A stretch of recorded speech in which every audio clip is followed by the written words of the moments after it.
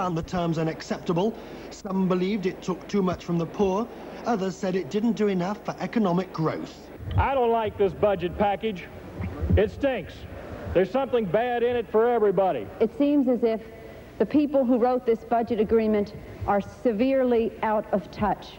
They're out of touch with small families in America, families with small children. When was the last time any member of that summit went to the store and bought a bag of groceries? This is an election year, and no one wanted to be saddled with the blame for cutting spending or raising taxes. I'm prepared to take the flak on having our government shut down, but having us come back and send a budget to the president that is good for this nation. And I don't like the last-minute shotgun affair. The temporary law allowing the government to carry on spending runs out tonight, and the president has said he'll veto any attempts to renew it. If nothing happens, savage automatic spending cuts will come in at midnight, slashing services like air traffic control and some medical treatment. All of this couldn't have come at a worse time. The US economy is teetering on recession, the financial markets are jittery, and there are elections less than 5 weeks away. This latest decision will give everyone a nasty jolt. Richard Quest, BBC News, New York. With me to discuss the implications of the American budget crisis is the BBC's economics editor, Peter Jay. First of all, Peter, what are the consequences for the United States? The immediate consequences are that it makes it inconceivable that the Federal Reserve could consider reducing interest rates, which is what everybody in the United States has been waiting for.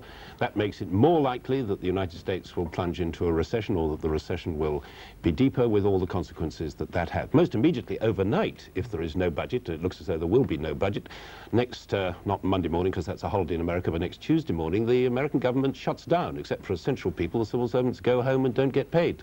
Likewise, the Postal Service, the Internal Revenue, the Customs and Excise and everything else. And what are the consequences for us and the rest of the world? Well, the consequences for us are much less direct, but if the Americans can't reduce interest rates, it makes it more difficult for the Chancellor to cut interest rates here. If the American economy goes more deeply into recession, then it's more likely that our recession, which is already gathering and threatening, will be deeper or last longer. So it's bad news for everybody. Is there something, do you think, fundamentally wrong then with the American system of government when you've got the president here loggerheads with his Congress? There is a fundamental weakness. It was built in by the founding fathers, Thomas Jefferson and the rest, from the beginning. They wanted to have a weak government because they didn't want to have the kind of abuse of executive power that they thought had existed in Europe in the Middle Ages and subsequently. They didn't want to have what we now sometimes call an elective dictatorship in Britain. They designed for a weak government, they've got a weak government, and now it cannot introduce a balanced budget, or even a better balanced budget, even though both parties, both wings of government at the leadership level, agree that they should, as do all economic experts. Peter, thank you very much.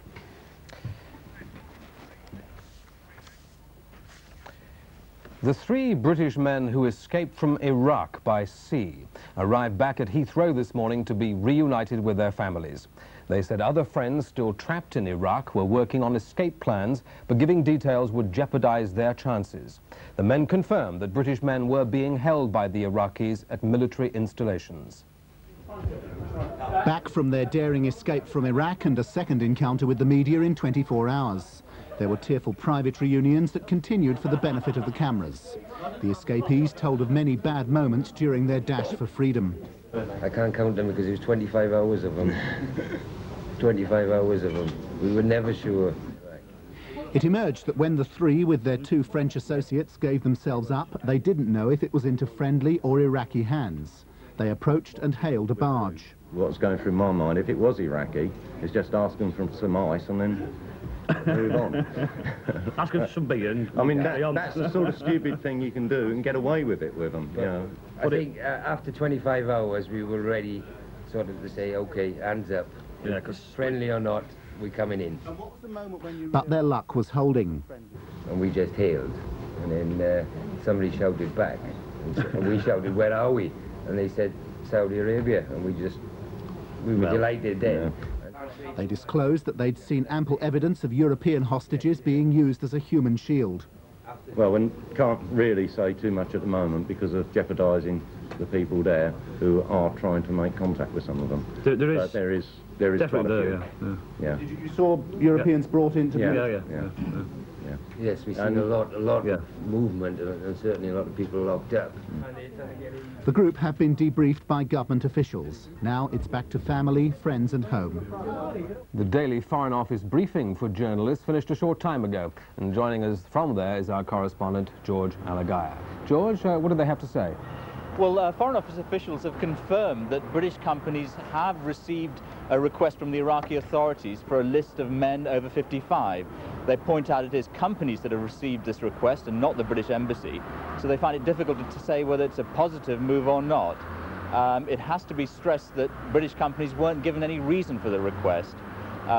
They also noted that some Irish men over 55 have been released, which perhaps would indicate that something good might be happening, but they're very, very reluctant to put a positive spin, if you like, on it. Thank you, George. Thank you.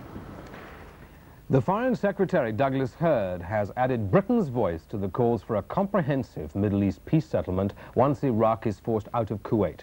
Speaking in London last night, Mr. Hurd criticised Israel's policy in the occupied territories as misguided and said anyone with a sense of humanity had to sympathise with the Palestinians. He challenged Israel to think again and be ready for roundtable talks. For a while, at the start of the Gulf crisis, it looked as if the Palestinian uprising would lose its international prominence. Certainly, the PLO, which had negotiated itself into a position of some diplomatic respectability, has done itself no favours by supporting Iraq. But now Britain, like France and the United States, has suggested there could be a chance for a wider Middle Eastern peace once the Iraqis are forced out of Kuwait. In his speech last night, Douglas Hurd said Israel should make concessions to the Palestinians, who he accepts have legitimate grievances. Their lands are occupied. They have no political rights. They're daily the victims of what I must say is a misguided policy, which believes that the security of Israel must rest on closed universities, illegitimate settlements on other people's lands, and even collective punishments. We must use the opportunity of the fact that the 5 permanent members of the Security Council are in agreement to try to get a wider Middle East settlement, including a settlement of the Palestinian issue, and also try to get a peace settlement between Israel and her Arab neighbors.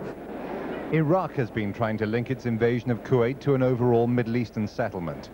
In Jordan yesterday, Saddam Hussein's